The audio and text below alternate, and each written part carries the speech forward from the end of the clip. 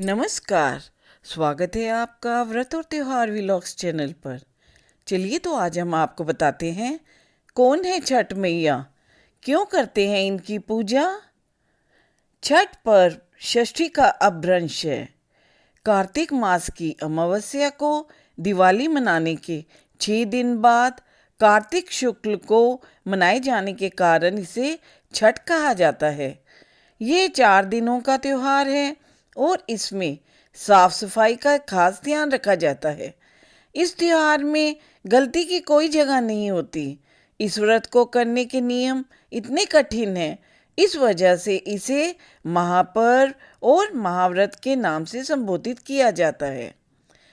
छठी मैया कौन है?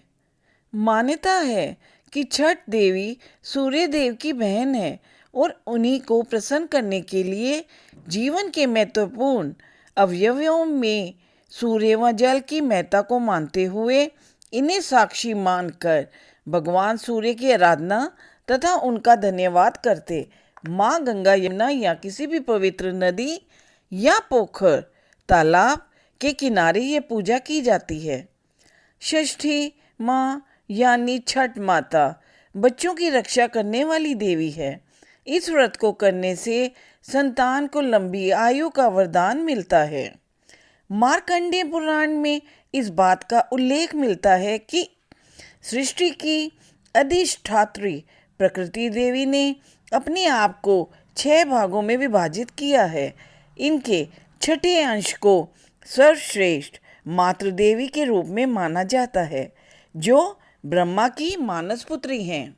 वो बच्चों की रक्षा करने वाली देवी है। कार्तिक मास के शुक्ल पक्ष की षष्ठी को इन्हीं देवी की पूजा की जाती है।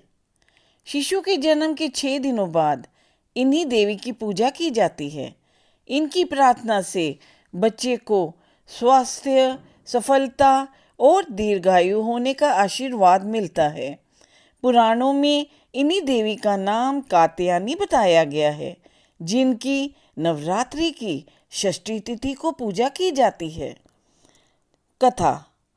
छठ व्रत कथा के अनुसार प्रियव्रत नामक एक राजा थे। उनकी पत्नी का नाम था मालिनी। दोनों की कोई संतान नहीं थी। इस बात से राजा और उसकी पत्नी बहुत दुखी रहते थे। उन्होंने एक दिन संतान प्राप्ति की इच्छा से महर्षि कश्यप द्वारा पुत्रेष्टि यज्ञ करवाया। इस यज्ञ के फलस्वरूप रानी गर्भवती हो गई। 9 महीने बाद संतान सुख को प्राप्त करने का समय आया तो रानी को मरा हुआ बच्चा प्राप्त हुआ। इस बात का पता चलने पर राजा को बहुत दुख हुआ। संतान शोक में वह आत्महत्या का मन बना लिया। लेकिन जैसे ही राजा ने आत्महत्या करने की कोशिश की, उनके सामने एक सुंदर देवी प्रकट हुई। देवी ने राजा को कहा कि मैं षष्ठी देवी हूँ। मैं लोगों को पुत्र का सौभाग्य प्रदान करती हूँ। इसके अलावा जो सच्चे भाव से मेरी पूजा करता है, मैं उसके सभी प्रकार के मनोरथ को पूर्ण कर देती हूँ। यदि तुम मेरी पूजा करोगे तो मैं तुम्हें पुत्र रत्न प्रदान करूँगी। देवी की बातों से प्रभावित होकर राजा ने उनकी आज्ञा का पालन किया।